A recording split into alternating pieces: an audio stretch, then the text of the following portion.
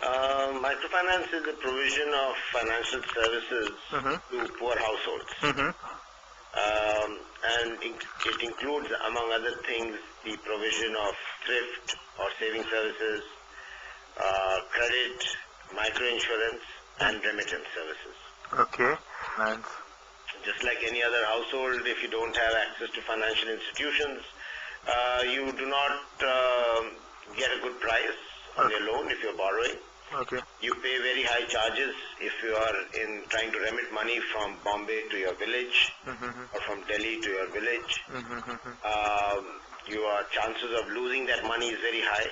And finally, if you want to save, and if you're saving money by digging the ground and putting money in plastic or putting it in the thatch of your house, it is suspect to 20,000 vagaries of nature and animals and human beings. But then banking?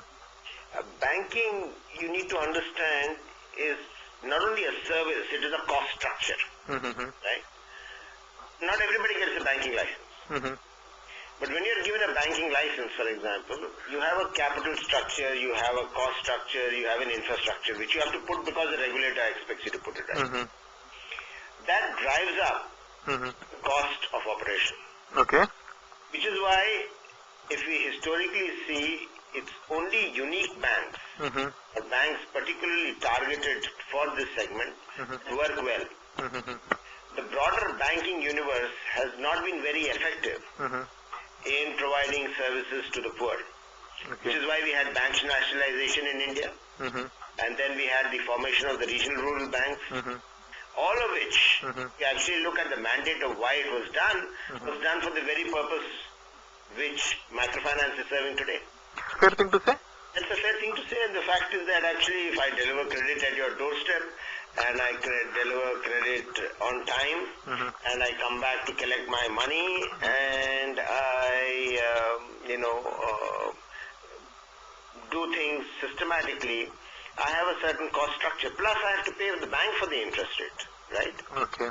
So, if you went to the bank and you tried to borrow as a poor person, you ended up spending around 40 to 50% in terms of interest rates, right? Just the cost of the loss of money, the bribery charges, the bus charges, and on top of that you lose wages because most poor people are wage earners, right? Daily wage earners. So if you actually end up spending 100 rupees to go to a bank, right? On top of that you're also losing 100 rupees that you would have earned that day, right? So I think the first point in terms of understanding is that the cost structure is because you're providing a certain kind of service.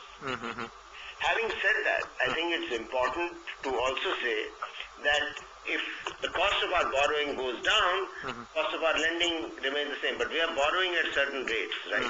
We are borrowing at 13 to 14%. And we are on lending. Okay. Grow.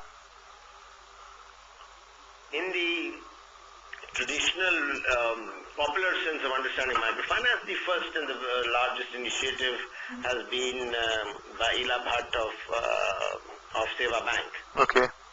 That was in the 1970s. In fact, it preceded Grameen Bank of Bangladesh by a year. Madam Bhatt was leading the work among the unorganized sector in the city of Ahmedabad. And clearly they had no financial resources to call out their own. They could access for their enterprises that they were running in urban cities. Okay. So Seva Bank is almost the first microfinance institution in India as it is popularly understood. Though, you can go back in history and look at cooperatives, you can look at the formation of Syndicate Bank,